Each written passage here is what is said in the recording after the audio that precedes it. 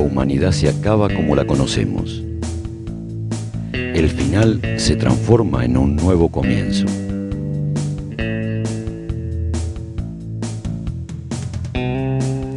Una producción de launiversalradio.com.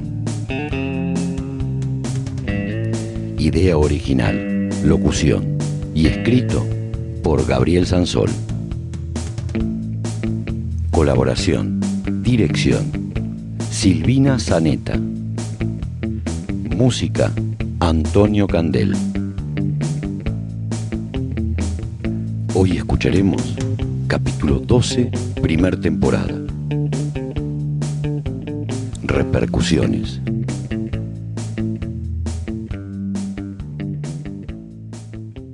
Hola, hola. ¿Estamos al aire? Perfecto, Roberto. Esta no es una transmisión de emergencia. Nosotros les contamos cómo pudimos sobrevivir. Estamos en vivo desde Colonia y Barrondo, Madrid. Y si lo necesitan, nuestro rey les podrá acoger entre sus súbditos. Ya estamos aquí una semana más. La semana pasada nos quedamos con muchas cosas en el aire y hoy tenemos que acabar de contarlas. Así que no perdamos más tiempo y continuamos con la historia.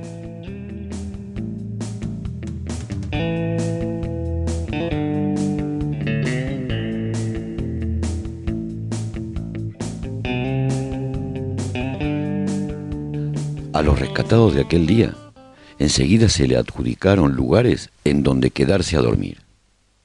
En la cena comimos por turnos, como lo hacíamos habitualmente, pero esa noche estuvimos más atentos que nunca para que la muralla no quedara indefensa. Después de comer, en el bar, todos los comentarios eran sobre cómo nuestro rey demostró su coraje y valentía. Los guerreros de la Guardia Real solo contaban las veces que José les había salvado de que algún caminante se los comiera. La espada colada se había ganado muchas historias y con el tiempo se hicieron canciones recordando ese día, por la valentía del rey y de su espada. Lo más llamativo era que la espada no había perdido nada de su filo, seguía intacta, a pesar de todo lo que había cortado ese día.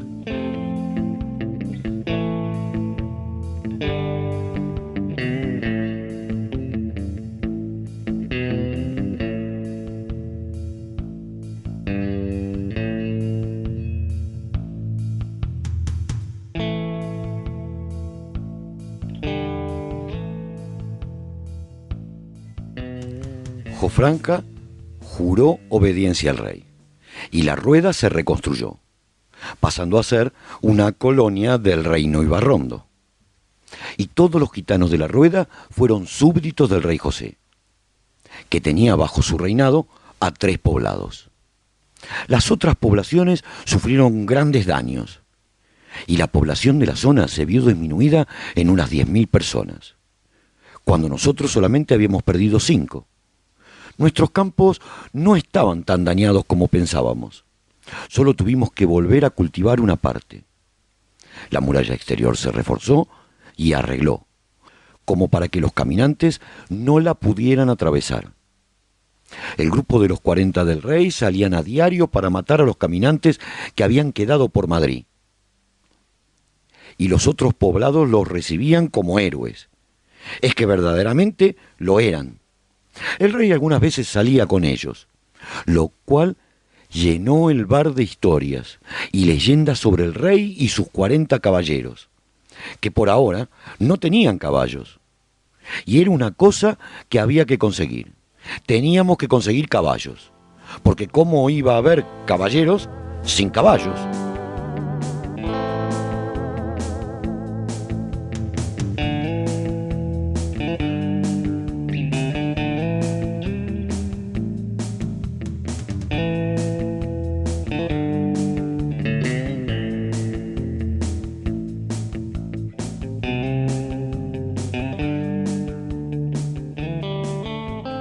Las otras comunidades decidieron unirse al reinado de Barrondo, ya que fue el pueblo mejor organizado y preparado.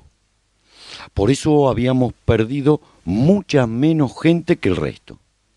Pero en realidad, ¿qué había pasado? ¿Qué eran los caminantes? ¿De dónde habían salido? El médico nos aclaró algunas dudas. Aparentemente los caminantes reaccionaban como animales. La parte del cerebro que continuaba funcionando solo les dejaba aplicar sus instintos básicos. Dentro de esos instintos estaba el migratorio. Por eso habían desaparecido el otoño anterior y regresaron en primavera, mostrando una reacción animal, preestablecida, yendo y viniendo dependiendo de las estaciones. Eso nos decía que regresarían el próximo otoño, por lo que deberíamos estar preparados.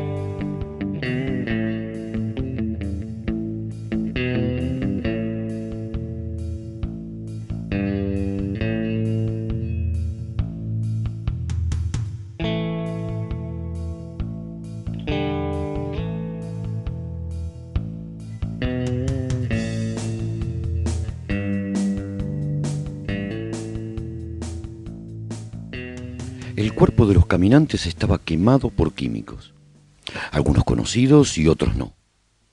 Quizás los químicos desconocidos habían llegado desde el espacio. La conclusión de nuestros expertos era que primero llegó una lluvia de meteoritos, la que provocó la activación de algún tipo de guerra química o bacteriológica de manera automática. La mezcla de los productos del espacio y los químicos de esas armas produjo la quemadura y la degradación del cerebro. Pero, ¿por qué a nosotros no nos afecta? Estuvimos averiguando y preguntando a muchos de los habitantes de la colonia. Y nos dimos cuenta que cuando ocurrió la hecatombe, nos habíamos quedado encerrados, esperando. Y por ello no recibimos los químicos de manera tan violenta. Al parecer, ellos habían salido a la calle y nosotros no. Y eso fue lo que nos permitió sobrevivir. A todos los que le preguntamos cómo habían reaccionado esa noche, dijeron que se habían quedado dentro por distintos motivos. Y eso los salvó.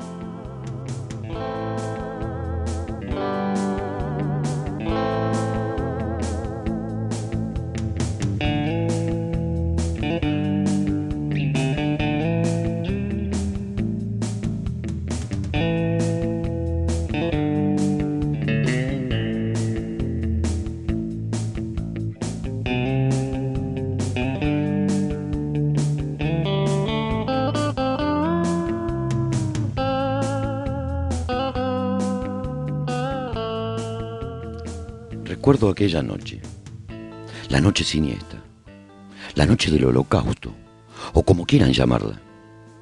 Roberto y yo estábamos mirando una película en la televisión, y en un primer momento pensamos que las explosiones que escuchábamos eran de la película que veíamos. Nos dimos cuenta de lo que sucedía en realidad cuando divisamos por una de las ventanas los reflejos de luces y sombras y nos asomamos a ver qué sucedía. Vimos resplandores de grandes proporciones y escuchamos los gritos. Roberto quiso salir corriendo hacia la puerta para salir y yo lo tomé del brazo y lo empujé bajo la mesa. Fui hacia las ventanas y las cerré y me metí bajo la mesa con él.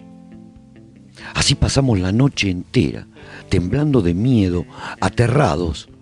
Esa fue la reacción que nos permitió sobrevivir. Fue algo que siempre recordaremos, así como también el pánico de los primeros meses. Toda la noche escuchando alaridos de la gente en el exterior.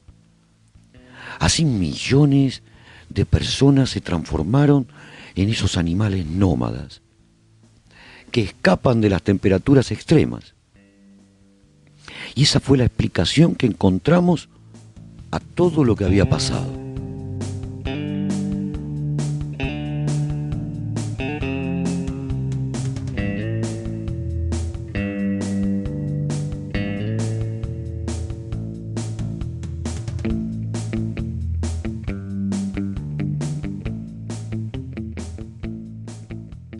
Ahora teníamos a un rey orgulloso de ser un gran guerrero y a un mundo destruido por la tontería humana. Lo importante era que nunca más sucediera. Pero ¿cómo lograrlo con un rey que se vanagloria de matar y de ser un caballero medieval?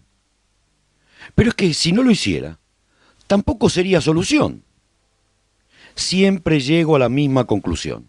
El rey José es lo mejor que podemos tener en este momento. Un niño que se cree un caballero medieval. Pero mejor regreso a la historia y me dejo de pensar.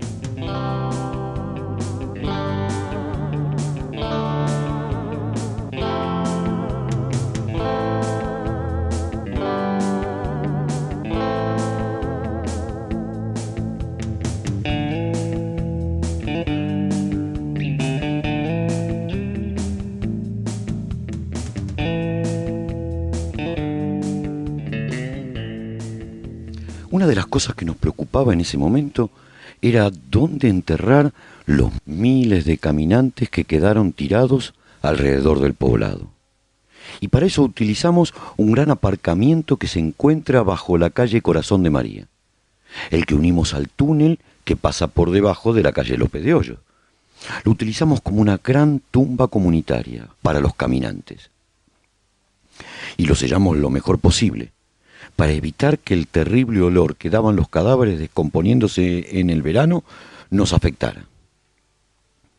Entonces descubrimos que sus cadáveres desprendían gas metano, que se acumulaba debajo del suelo y era un peligro.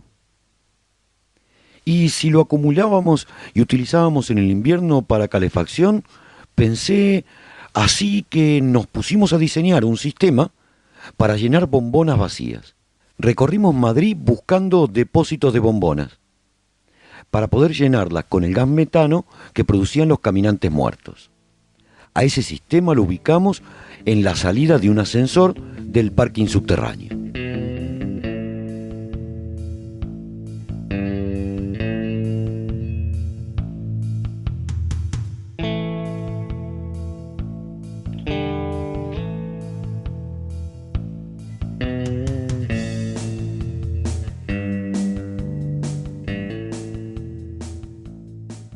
Luego de reparar los daños de nuestro poblado, resembrar y dejar todo listo, parte de nuestra población tuvo que deambular de poblado en poblado, colaborando con los diseños de defensa y reconstrucción, ya que todo tenía que estar listo para el otoño, cuando regresaran los caminantes. Mucha maquinaria de construcción fue reparada y mucha gente entrenada para manejarla. Y el combustible fue dedicado exclusivamente a ello. También se recuperaron varios automóviles eléctricos que pusimos en funcionamiento para ganar movilidad.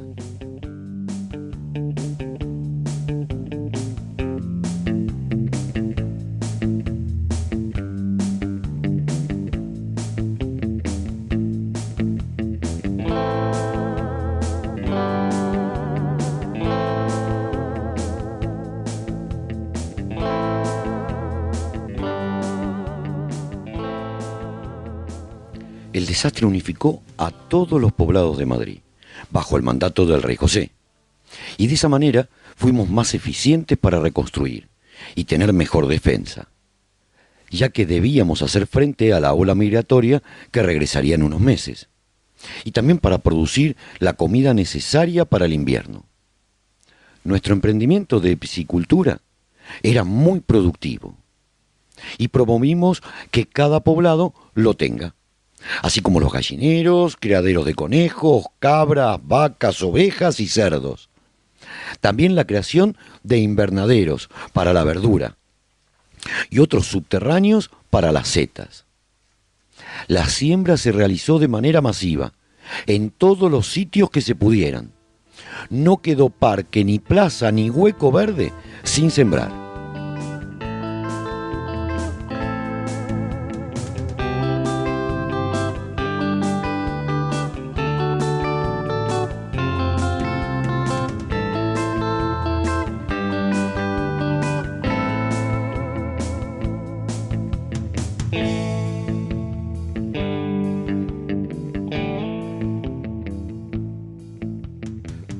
Por otro lado, José tuvo que modificar su corte, y cada poblado tenía un ayuntamiento con cámara de representantes.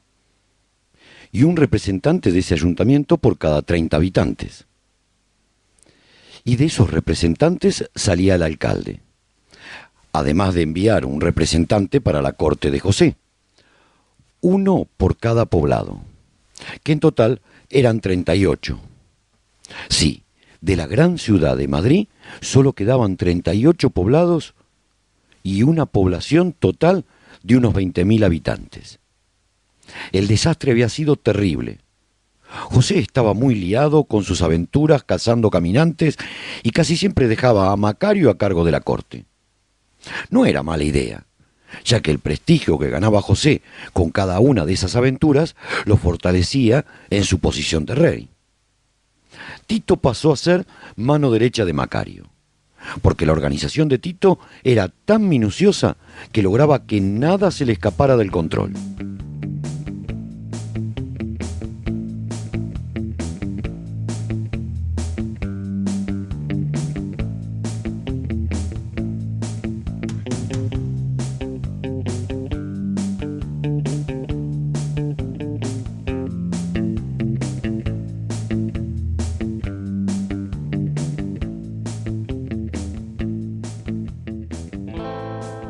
Y así, de esa manera, pasó la primavera, y llegó el verano con su calor agobiante.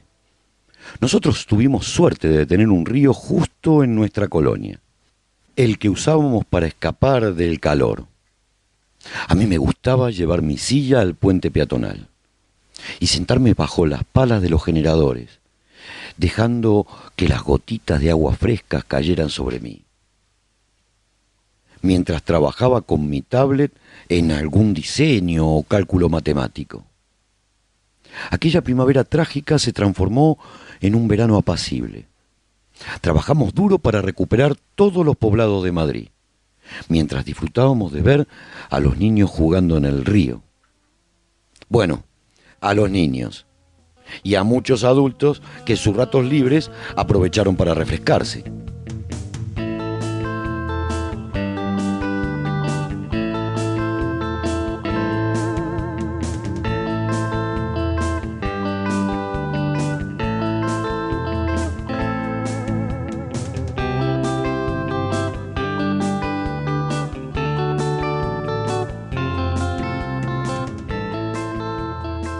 El sistema político había cambiado poco para nosotros, pero para otros poblados había sido un cambio enorme. Porque, aunque sus líderes terminaban siendo los mismos, ya que hacían trampa en las votaciones, para no perder el poder, los habitantes tenían la posibilidad de discutir o intentar discutir sus decisiones. Además, José era muy hábil en esas cosas.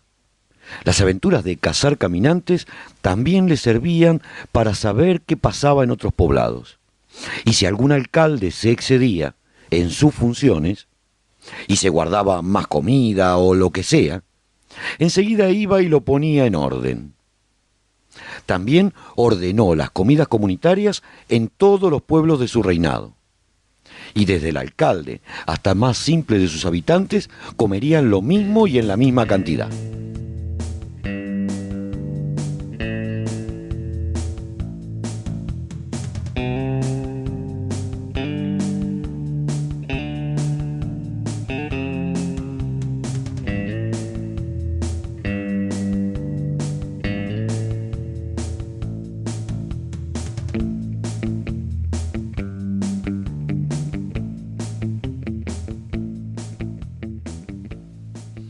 Este tipo de cosas fortalecían a José como rey, ya que era un rey muy particular y cabezotas,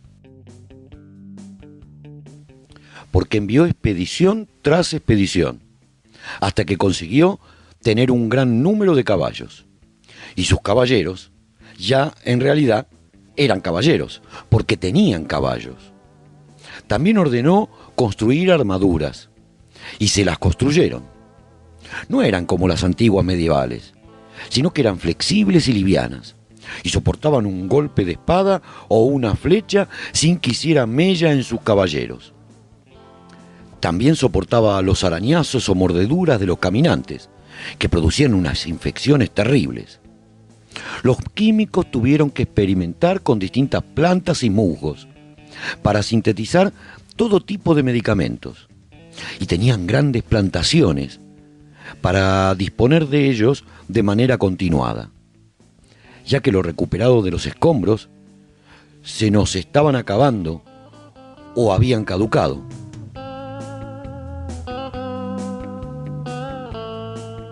Bueno, Roberto, el programa de hoy llega hasta aquí. Recuerden, esto no es una transmisión de emergencia, solo le contamos cómo nosotros pudimos sobrevivir. Estamos en Colonia Ibarrondo, Madrid, y si lo necesitas, nuestro rey les acogerá entre sus súbditos. Roberto, corta, esto ya está.